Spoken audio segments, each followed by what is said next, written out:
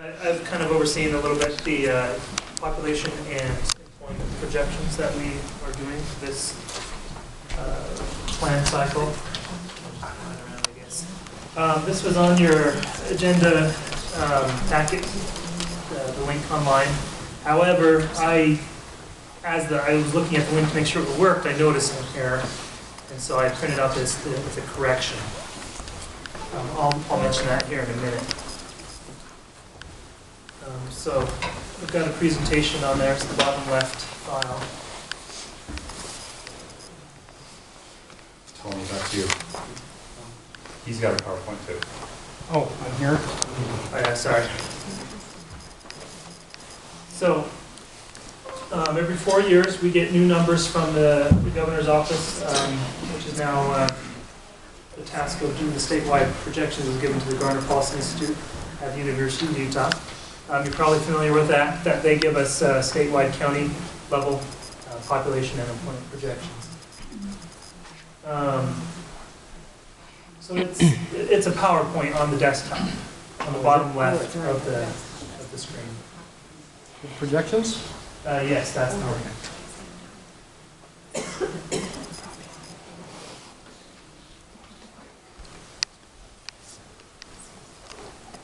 So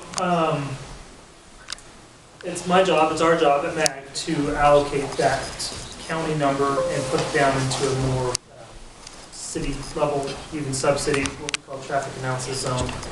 And that allows us to come up with traffic projections and come up with projects as well. So if you go to the next slide, just to kind of recap what they have given us, the Garner Policy Institute says that by 2065, Utah is predicted to have almost 6 million people. So it's going to double its population. And Wasatch County, you are also going to double your population at a rate of 161%. So you'll end up having about 82,000 people. Now, that's actually the same rate as Utah County. So that, I mean, Utah County's bigger, but you guys are growing pretty quickly, I would think. The numbers, however, are a little less than the previous, the 2012 projections that the governor's office given us. It was, so you're at 82,000 here. It was, I'm thinking 2050 numbers. The 2050 number was 76,000, and your 2050 number is 68,000. So it is a little bit less. The 2065 number would be much less as well. But that's just with new information, new data. As time comes, we're allowed to get a little bit better of a projection. And so you'll see that number fluctuate, and you'll see it in your cities. It'll fluctuate based on new information, new inputs, and new trends. I just put some county in there, just a FYI, it's going to end up being 71,000 in the end. And just so you're aware, Salt Lake County and Utah County together is going to be over 3 million. So those two counties, just on the other side of that mountain, it's going to end up being about like a Seattle. So there is going to be some spillover of people, of just things that come with big metro areas, and that's just something that we're going to have to deal with in the future. And we can't blame those Californians or other people migrating here, because 2/3 of our growth is still going to be our children. Okay, next slide. So what we do to come up with a sub-county projection is we take your, well actually sorry, we start with the base year of information that we know. So we collect the building permits and tie that to the census information to give us a good idea of what a 2015 would look like. That is our base year information. And then we project from 2015. And then we take the Department of Workforce Services and we locate where their jobs are, so all of your jobs in the county. And we use your city's general plans to come up with what kind of density can there be in the land. So how many houses can be there and how many jobs. And the model actually, when we put this information in there, it has a growth curve based on what can be there, what's already there, and it kind of spits out some output. And so UDOT actually went through this process last year in collecting your plans, putting things together, and we met with each of your staff to talk about what they initially had done, make some changes and adjustments to come up with a nicer zonal forecast. And then we'll see the cities here in a minute. So why don't we go to the next slide. Just FYI, this is what it looks like from population as a heat map. Basically, it looks at the densities of the zones all around, and it kind of puts it in a blob looking like things. So just imagine the left is what it looks like today, more or less, and on the right is what the population will look like in the future. You see Heber densifying and then the population spreading just to the east. And that's a neat little slide. Anyway, next one is the same thing with population. That's not really showing much, but Heber stays the commercial center of your county. Next slide. This is to see your city, how it grows from where it is today to the 2050 horizon. Heber basically doubles its population. The Wasatch County, outside of the cities, doubles its population, and Midway more than doubles. In fact, a lot of your cities double, which is the theme, right? Because your county is doubling. So each of you get a fair percentage growth of your city. And so that's it. This projection ends up having a little bit more population in Heber than our previous forecast from 4 years ago. And that's just with the new information, that's how it came to be. So next slide. This is what I gave you. Go ahead and do the next slide as well. The correction I made is I did notice that there is a boundary issue in my zones. For some reason, that one particular year, there was one zone that was in the wrong jurisdiction. So as I fixed that, it basically shifted some population from Heber to the county. So let's go to the next slide. This is what is on your handout, is this table. So you end up with 17.5 for Heber and 8 for the county. And so those are the numbers that we will proceed to do our planning for this long-range plan and present information to UDOT. So if you go to the next slide, these numbers are really just for planning purposes. We'll ask your approval of these numbers, and from then on it'll be adopted into our models, into our plan, to help us come up with projects, to help you guys plan your cities, and you know, so the model, the travel demand model is one thing where it affects the projects, right? So we'll go through, we'll put it into the model, and we'll run your different projects that you have. We'll see where your system might be deficient, and we'll propose some projects to help balance that. The travel model basically just connects where people live to where people work. So there's commuting, but there's also shopping and other reasons why people will go to an employment area. So that's how we create the traffic. So if you go to the next slide. Pretty much I will ask your approval of these numbers, and we can move forward with the long-range plan and the process that we do with coming up with transportation projects. And you base these numbers off of our general plans? That's where... Or do you base these numbers off how the growth will happen? Correct, yeah. So from the Gardner Policy Institute, we get the county number, and then we got to figure out where inside the county those numbers go. And so we know where they are today. And then from the general plan, we know how kind of density you're allowing in different areas. Mm-hmm. And then from there, the model that we have kind of grows those areas at those densities. No more than those densities. And so that's how it grows. One thing we're aware of, and I hope you'll pay close attention to it, we're anxious to see what the 2020 census shows. Mm-hmm. Several slides back, you had a list of the things they looked at. And the number one item on there, the first item was you looked at building permits. I think we need to recognize, and I don't know how that throws these numbers off, but we need to recognize that 60% of Wasatch County are secondary homes. Those people aren't living here on a regular basis. So we need to make sure that those numbers are accurate on who's living here. That's correct, yeah. These numbers actually is strictly population from a household, which is different than a housing unit. And we do understand that. Now, our models actually do account for secondary units and in trips that they might generate. But that is something that you cities would want to just have in your knowledge bank, is what kind of units you want, because these are living here population and not including visitors. Yeah. That is very correct. Good, thank you. Yes, going off of Kendall's, I spoke with people at the Ken Gardner Institute, and they acknowledged to me that they did not consider secondary homes in their projections. So if you start with numbers from them, you're going to be off. They said that Washington County, Wasatch County, and Summit County do not fit their criteria because of the second home numbers are so high that the projections, they use the same formulas for the projections, but in all likelihood they're not very accurate for our three counties. And so I would deeply question that. The other one I would question, this has a basis of projected growth and birth rates and other things, but there's a resource that's limited in our county. The Provo River drainage is closed to appropriation, and there's a finite amount of water available in the county that can only support a certain population.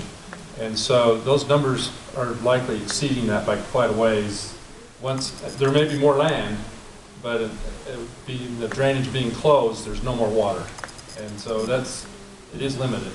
Yeah, and that's something we have the same comment and questioning down in Utah County, where we're going to all get all this water for these people. And typically in the past, where there's people and there's a will and there's political power, there's, and then cost, obviously, we can get water usually. Yeah, we're not in political power. But I was going to say, some of those things may or may not influence what these numbers could be, but that information is something we always welcome. We want to make sure that we kind of understand. Just a comment on that is, that's why we do this every 4 years too, is to keep generating, looking at what's been happening and trying to base it off of that. Yeah, Kempsey Gardner, this is their first go around, so they're going to only improve as they move forward, and more information that comes in, the more we can react to.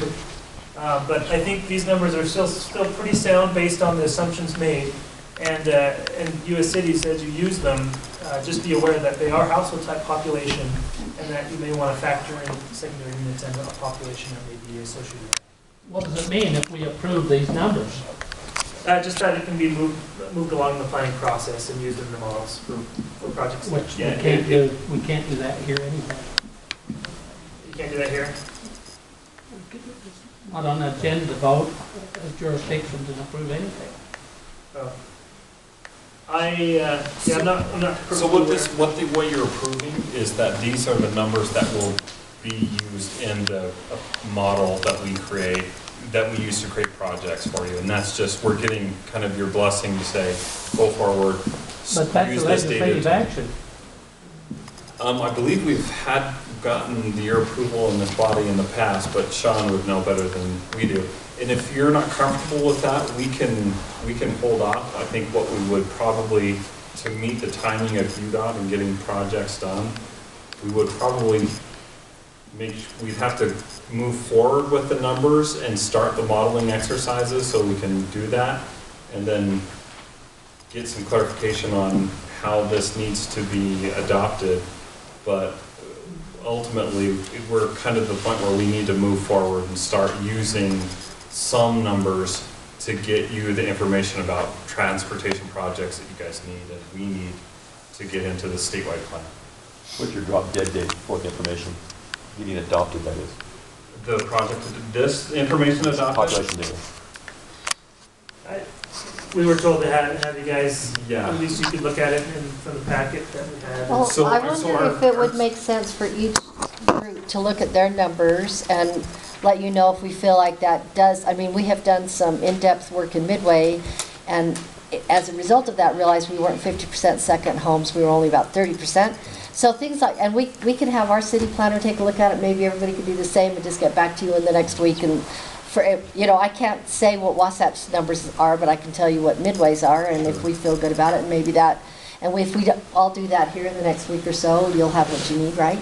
Yeah, that's I mean, fine. if we're squeamish about the numbers, we can let you know. Yeah. The concern is for us is if one city says you're low or you're high, we have to move that excess or take from, we have to rob Peter to pay Paul somewhere, right, Tim? That's correct. We don't have, it's not a number that we can move. We are given a solid number from Wasatch County, and that number has to be in Wasatch County. It's just, where does it go? So if it doesn't go in, say, Midway, then where do we put it?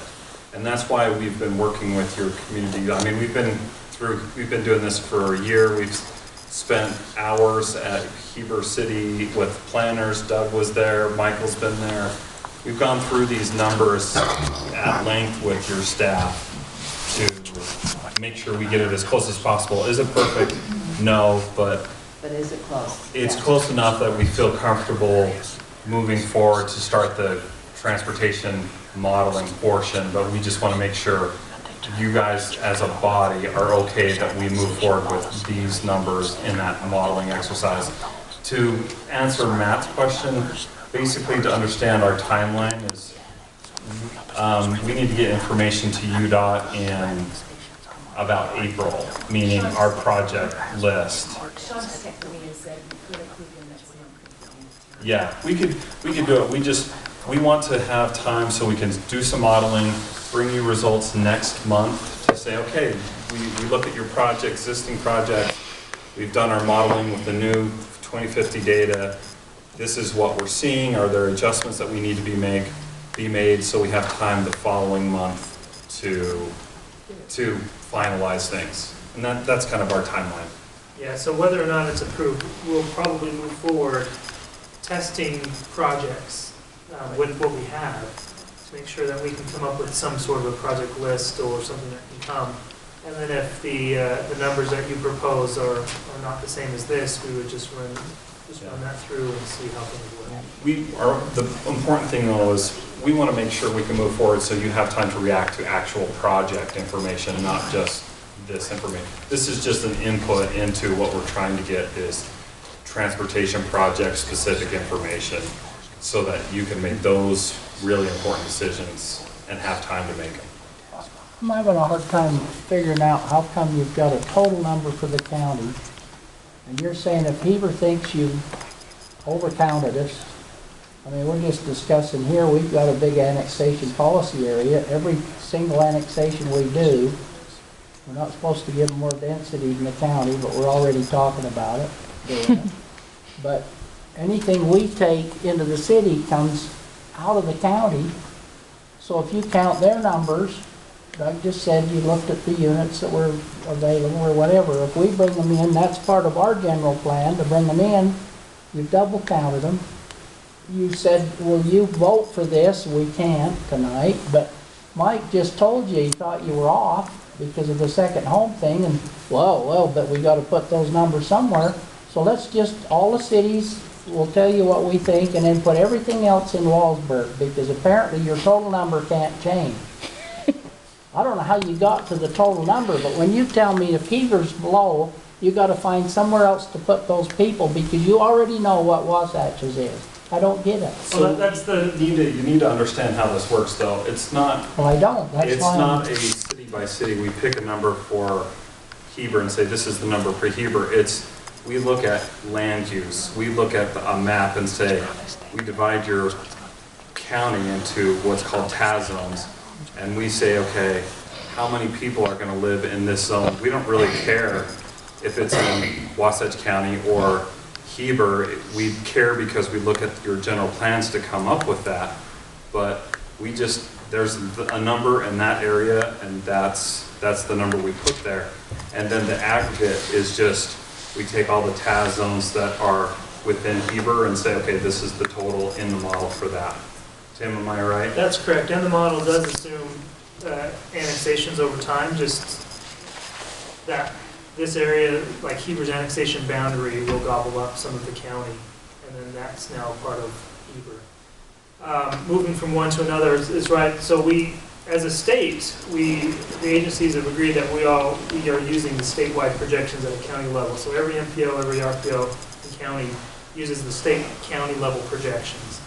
And so that's why we have a total that we are meeting within the county. So if one city does want more, and we'll take it from another. But that's basically assuming that our in the zone information is needing to be adjusted. Not that, oh, the city wants more, they're going to get more. It's okay. this city might already be built out according to what we have in your general plans. So to want more, maybe that's another discussion. So is the state trying to say we need Wasatch to put this many people in Wasatch, and we gotta find a city to put them in?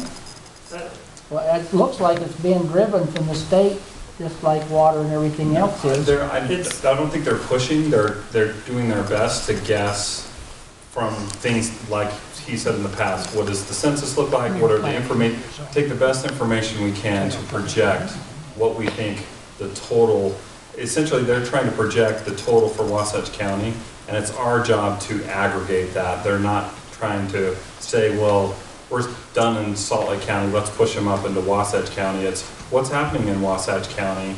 Let's try and make sure we're predicting that. And don't you update it every 4 years? Exactly. So it's not like you're locked into that for sure in, 25 years. You're gonna, if it's incorrect, there will be an adjustment every 4 years. Yeah. And if you say a number's off, our problem is we can't say, okay, we'll lower Heber's number. We'll have to come to you and say, okay, show us which little block or TAS are we high in, and tell us how many more we need to take out of there, or how many more we need to put them in there, and where are you going to take them from or put them in. And the state probably counts the second homes, because at any moment that can be a primary residence. So they're probably counting the same all over the state, like in Park City, and they must count them the same. There's a policy on how they count second homes, right? Right, but the way that they distribute their population is not necessarily based on that. I'm just saying the argument here is that you're counting us wrong because some of your second homes. I'm just saying the state probably does it the same for everywhere, and then just right. If the state had secondary, ready for it to be. if the state had secondary household populations, we would project it. We would have a. But the problem is 3 counties have more of those than the state average. And if That's they're the counting them problem. where they really live, then they're getting double counted. If they live in Utah. So, Yeah. so this is assumed that that we have units all over the county. Some of those units are households, which are creating a population. Those other units that are vacant, that are secondary, they are accounted for in our planning process as we have the model information. They're just not here as an official population number as the census would describe. Tim, I went through this exercise, and what MAG did is they provide us a number of maps that show these TAS zones.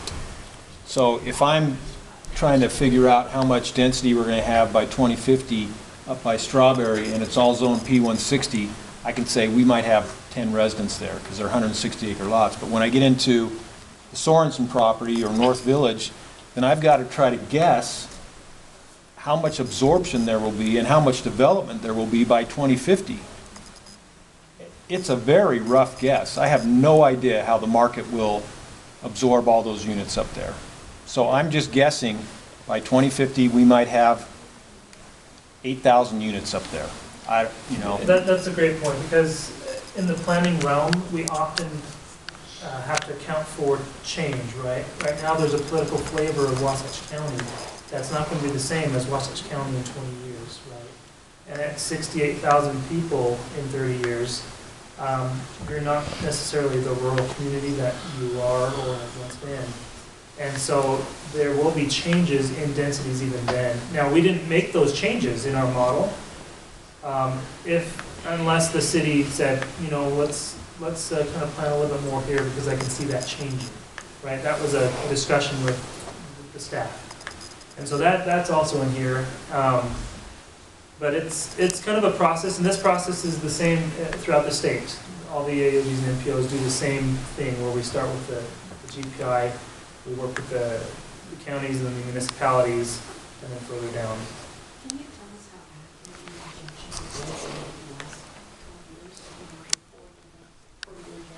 how accurate I don't know that answer. What was the But question? How accurate She asked they've how been in the past. accurate we have been maybe from the last 4 years that way. 12 years? How about the last I 30? don't know the answer, except I do know that we are not right.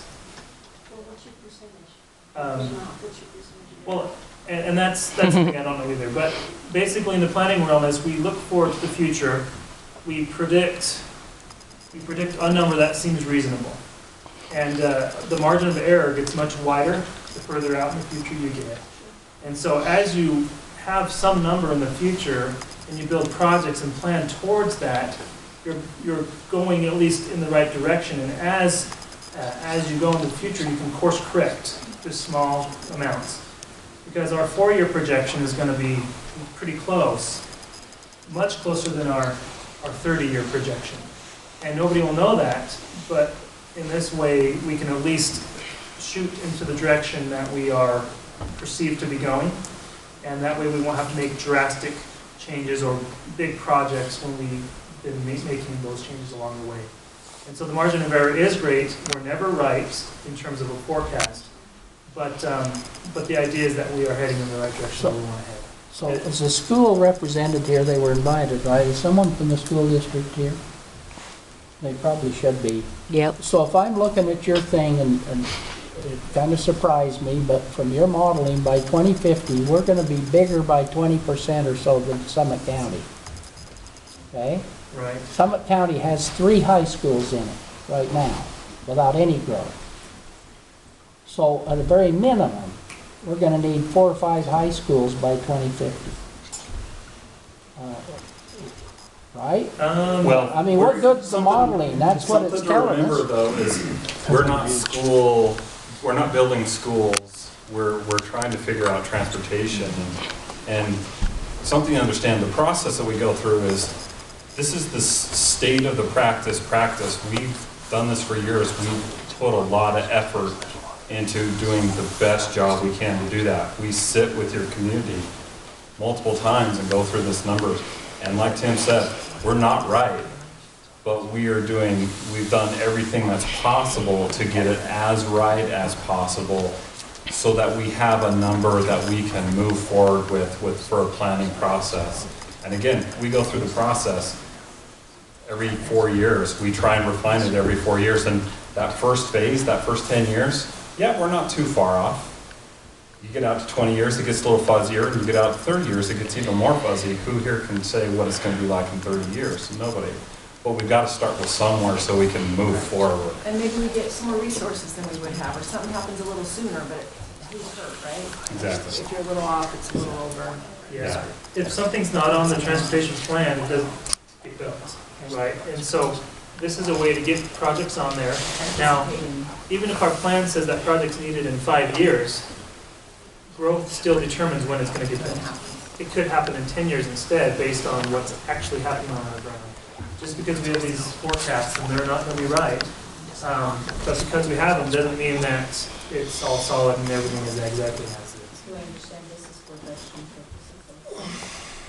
purposes? Yeah. Budgeting for the projects? For the projects, I'm sorry, what was the question?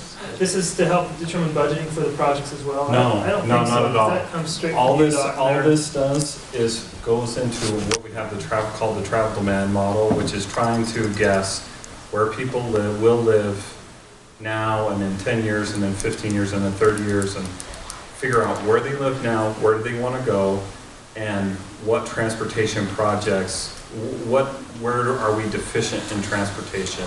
And then this body will determine what are we going to do about that, how are we going to pay for it, when is it going to happen, things like that. This is just creating a tool for us to make better informed decisions on transportation projects.